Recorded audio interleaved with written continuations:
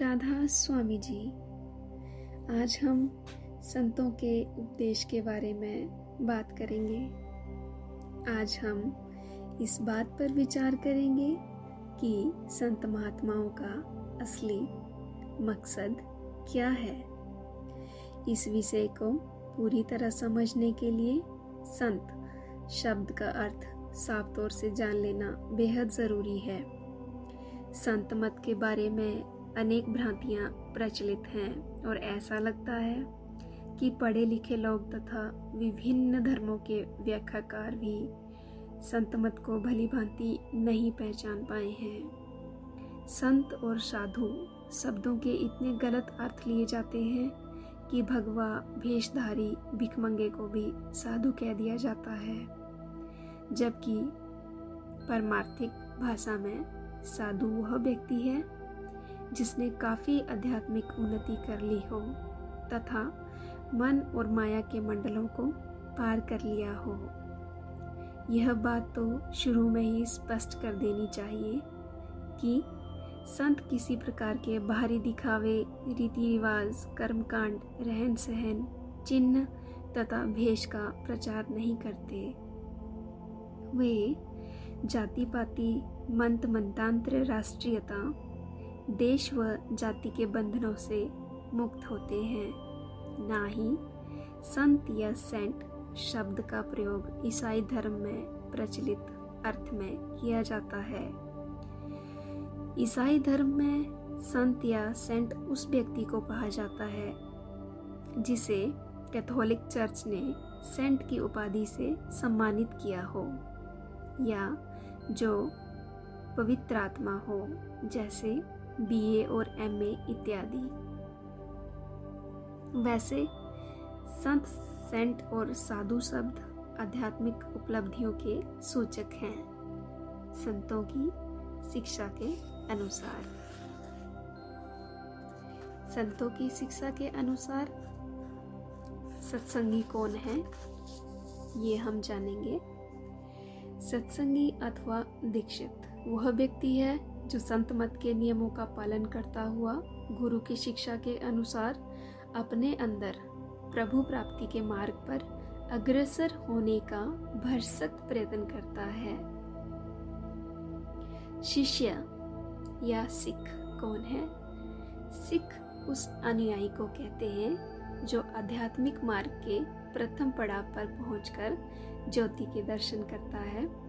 गुरु गोविंद सिंह जी कहते हैं कि खालसा या सिख वही है जो अंदर ज्योति के दर्शन करे, और ज्ञानी उसे कहा जाता है जिसने ब्रह्मा तक की गति प्राप्त कर ली है। ब्रह्म पद पूर्ण ज्ञान का मुख्य स्रोत है। तीनों गुण और पांचों तत्व यहीं से उत्पन्न हुए हैं। योगी, ज्ञानी तथा विश्व के अनेक धर्म ब्रह्म को ही सबसे ऊंचा स्थान मानते हैं। और साधु पार ब्रह्म के मंडल में पहुंचे हुए व्यक्ति को कहा जाता है। कबीर साहिब उसे साधु कहते हैं जिसने शरीर के गढ़ को जीत लिया है। पिछली जनगणना के अनुसार भारत में अपने आप को साधु कहलाने वाले व्यक्तियों की संख्या 50 लाख थी, परंतु सच्चे साधु की खोज की जाए तो शायद 5 भी ना निकले। कबीर साहिब का कथन है कि हीरों की बोरियां नहीं होती, शेरों के झुंड नहीं होते, हंसों की पंक्तियां नहीं होती और ना ही साधुओं की टोलियां होती हैं। संत उसे कहते हैं जो सबसे ऊंची आध्यात्मिक अवस्था प्राप्त कर चुका है, जो परमात्मा में अभेद हो गया है, बूंद सागर में मिलकर सागर हो गई हो। कबीर साहब जी कहते हैं कि हरि और हरि के जन एक ही होते हैं, उनमें कोई भेद नहीं होता। गुरु गोविंद सिंह जी की वाणी है, हरि हरि जन दोई, एक है विव विचार कछु नाही। संत पद के बारे में विचार करने के बाद अब देखना है कि संतों की शिक्षा क्या है। संत चाहे किसी भी देश, जाति या धर्म के हों, यह मानते हैं कि प्रभु का अस्तित्व है यह ब्रह्मांड बिना किसी कर्ता, पालक या रक्षक के नहीं चल रहा है।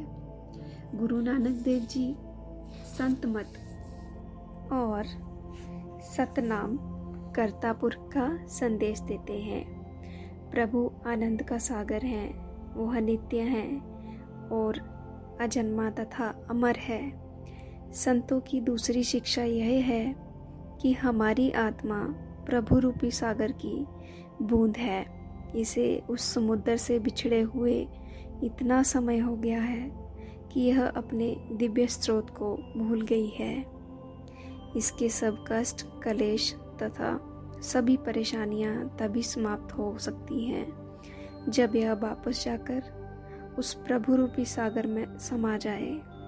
तीसरी बात जिस पर सब पूर्ण संत महात्माओं की सहमति है वह यह है कि परमात्मा हमारे अंदर है, इसलिए वह हमें बाहर कहीं नहीं मिल सकता।